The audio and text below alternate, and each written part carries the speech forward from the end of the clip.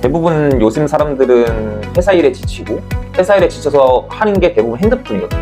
핸드폰은 쉬는 게 아니라 도피처가 되는 거기 때문에 뇌의 입장에서는 핸드폰 자체도 스트레스입니다. 근데 그런 분들에게 해줄 수 있는 조언이 있나요?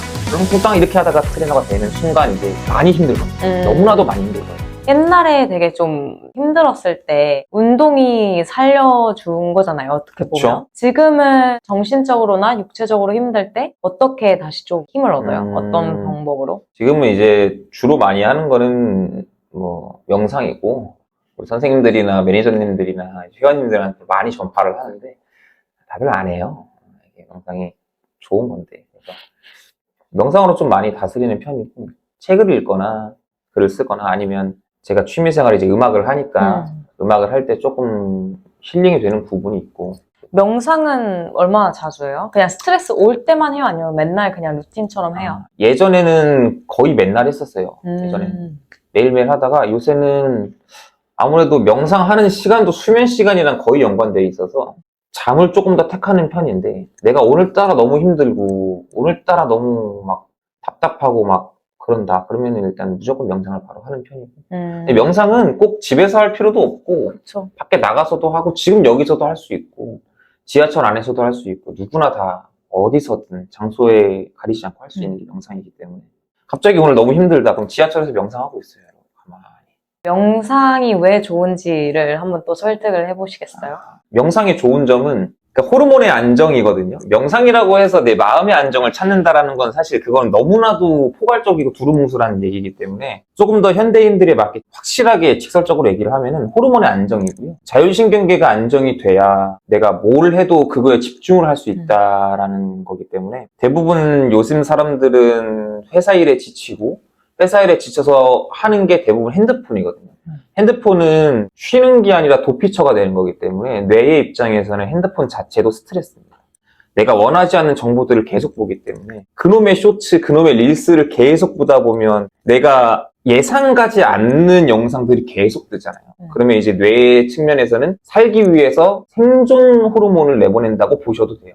그러면 생존 호르몬은 이제 신경적으로 보면 교감신경인데, 교감신경이 너무나도 항진돼 있고 부교감신경은 너무나도 낮아져 있어요. 어떻게 보면 부교감신경은 스위치가 꺼져 있다고 봐도 무방할 정도로 좀 많이 낮아져 있기 때문에 이 상태에서 퇴근을 하고 지하철을 탔는데 또 핸드폰을 보고 집에 들어갔는데도 또 핸드폰을 보고 자기 직전까지 그놈의 핸드폰을 보는 거예요. 그럼 뇌의 측면에서는 쉬지 못하는 거예요. 자기 직전까지 교감신경만 계속 항진돼 있으니 잘 때 나오는 부교감신경이 올라가질 않아요. 그러니까 불면증이 오는 거고 스트레스를 받는 건데, 그거에 대해서는 이제 명상을 했을 때 조금 부교감신경이 많이 올라가면서 이 비율이 맞아지는 거죠. 그러다 보니 잠도 조금 더 쉽게 들 수 있고. 명상은 부교감신경을 올리는 게 아니라 이 비율을 맞춰준다고 보셔도 되거든요.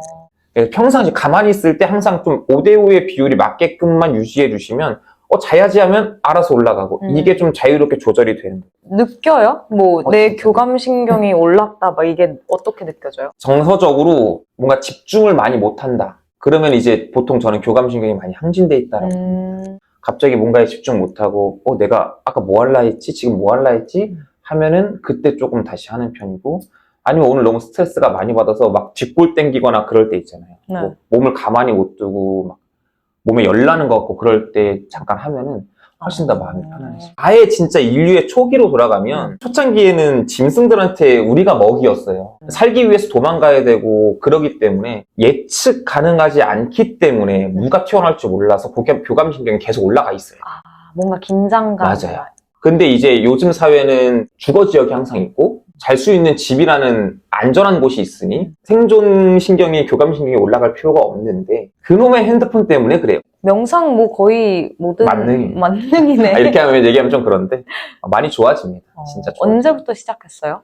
명상을 한 지는 저도 작년부터 시작을 했고, 제가 서울을 작년에 이사 와서 그때 트레이너를 이제 다시 이직을 해서 다시 또 시작을 했으니 또 현타가 오고 하다 보니까 저 그때부터 이제 일기를 쓰기 시작했어요. 일기를 쓰고 산책을 막 하기 시작했다가 어느 순간 이거에 대해서 조금 더 딥하게 파볼까 해서 심리책도 보고 그러다 보니 명상이라는 걸 알게 됐고, 명상을 잘 하시는 분도 계세요. 거기 가서 세미나도 듣고 하다 보니 이제 그분에 대한 그 내용을 좀 듣고 많이 적용을 시켜봤죠. 저한테도 시켰고 회원님들한테 시키고. 회원님들에 대한 피드백이 너무나도 좋아서.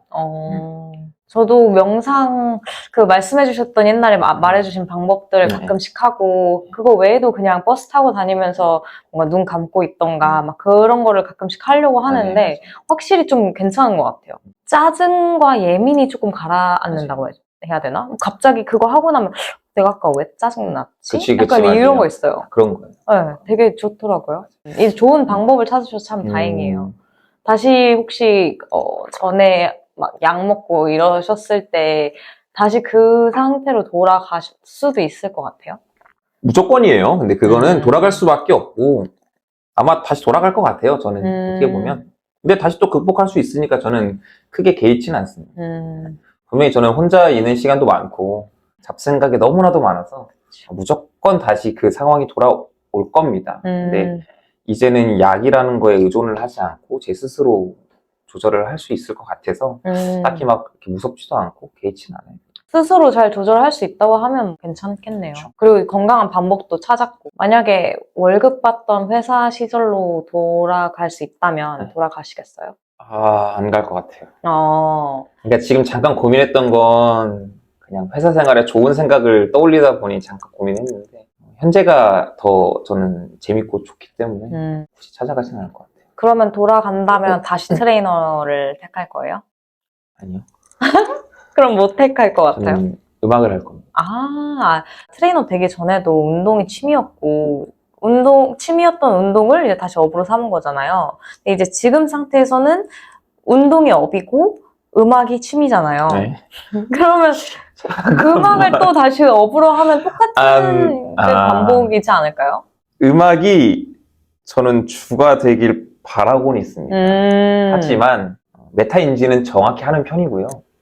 음악이랄 게 제가 막 거장들 마냥 혹은 장인들 마냥 그렇게 하는 게 아니고 정말 취미생활이고 드럼도 이제 배우기 시작한 거고 뭐 노래는 뭐 그냥 노래방에서 불러 제끼는 것처럼 부르는 거고 기타 이런 거 베이스 다 이런 것도 혼자서 하는 거기 때문에 그냥 말 그대로 정말 취미인 거고 근데 운동은 그래도 제가 체대도 나왔고 운동이 전공이었으니 어느 정도 딱 바로 들어간 거지만 음악은 아직 그 정도까지는 아니기 때문에 음악이라 하면은 뭔가 가수? 아니면 뭐라고 해야 될까? 밴드 뭐 이런 게 되고 싶은 거예요? 그렇죠. 밴드인데 저는 이제 혼자서 밴드를 하다 보니 좀 외롭지만 혼자서 커보고 싶다.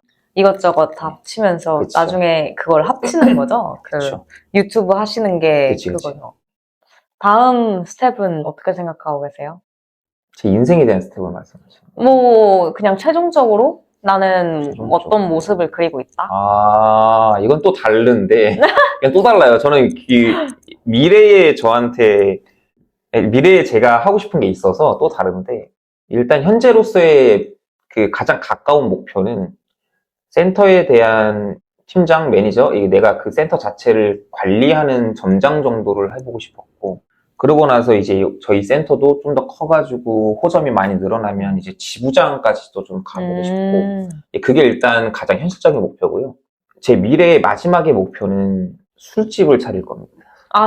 갑자기? 제가 술을 좋아하기 때문에 동네에 제가 수원에 살 때 동네에 허름한 술집을 정말 많이 갔어요. 근데 거기에 대해서 사장님이 또 왔냐 이러면서 반갑게 맞아주면서 메뉴에 없는 요리들도 막 해주고 술도 먹고 혼자 가도 막 술 먹고 그랬었거든요. 네. 그 기억이 너무나도 좋아서 저는 단골 장사, 한마디로 동네 장사를 좀 해보고 싶다.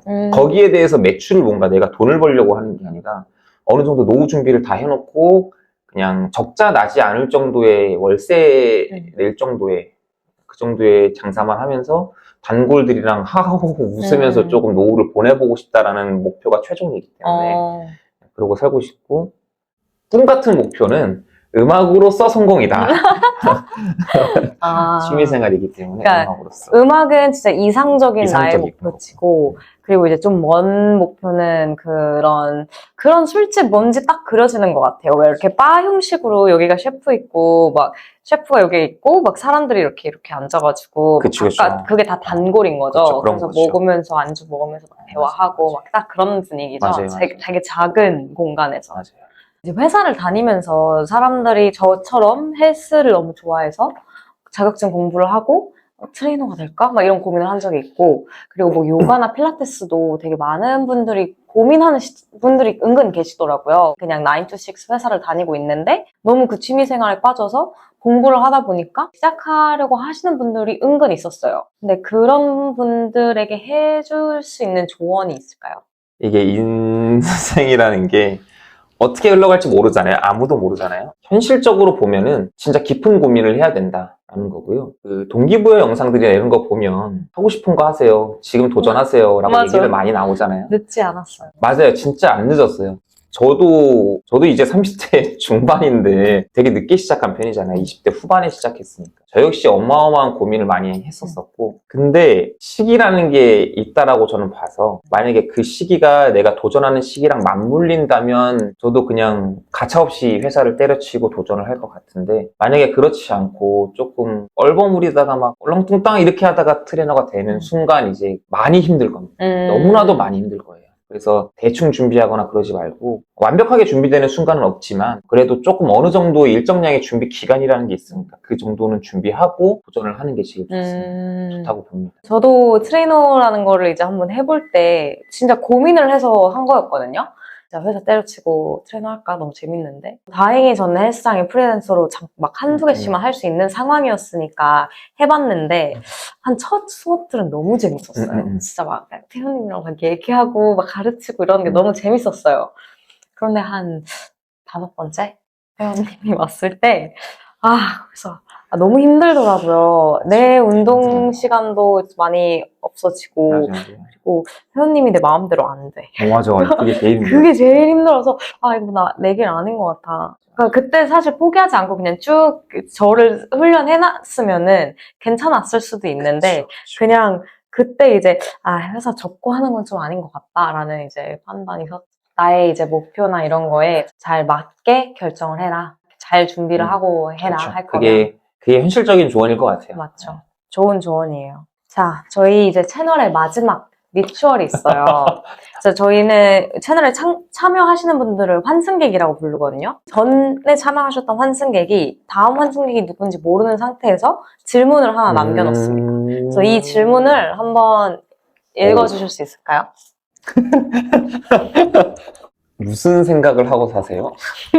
이게 조금 당황스러운 질문인데 저는 무슨 생각을 하고 사냐?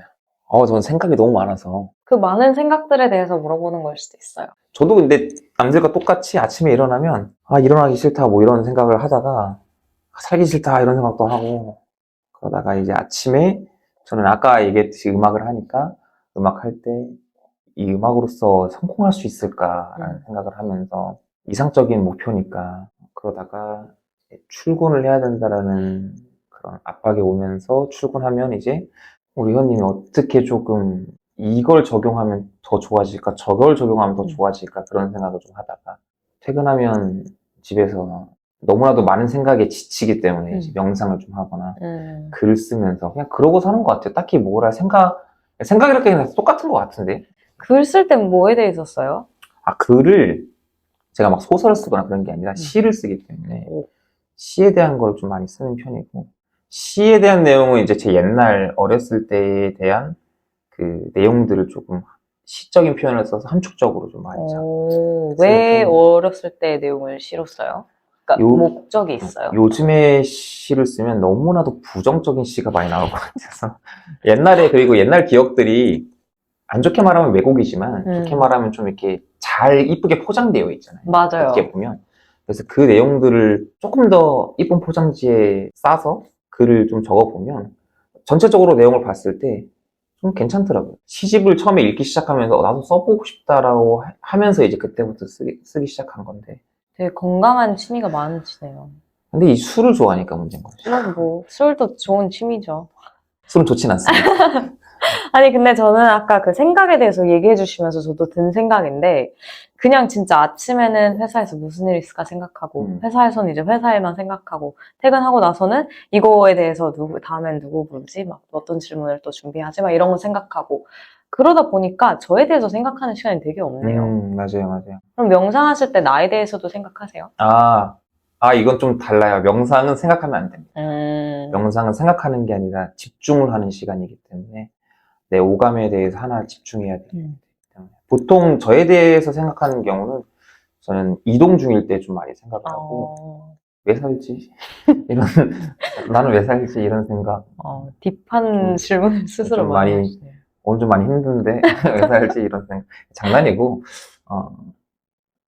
보통 그냥 저에 대한 생각은 내 미래에 대한 생각이나 혹은 당장 내일 내가 뭘 할지 뭐 대표적인 질문들이 있잖아요. 막 10년 후에 너 뭘 하고 있을 것 같냐 이런 게 아니라 저는 당장 1년 후에 3년 후에 뭐 좀 애매하게 뭐 26년이니까 28년 3월엔 너 뭐 하고 있을 것 같아? 라는 생각 7월엔 뭐 하고 있을 것 같아? 그런 생각들을 가끔 합니다. 이제 다음 환승객에게 질문할 것. 아무거나 상관없나요? 네. 이걸 미리 준비하고 왔으면 좋았을 텐데. 이걸 작성하시고 한번 읽어주시면 돼요. 오, 지금까지 제일 긴 질문이에요. 혹시 질문 뭐라고 아니고? 쓰셨는지 읽어주실 수 있을까요? 너무 좋은 질문과 전파. 오늘 시간 내주셔서 너무 감사드립니다. 자, 고생하셨습니다.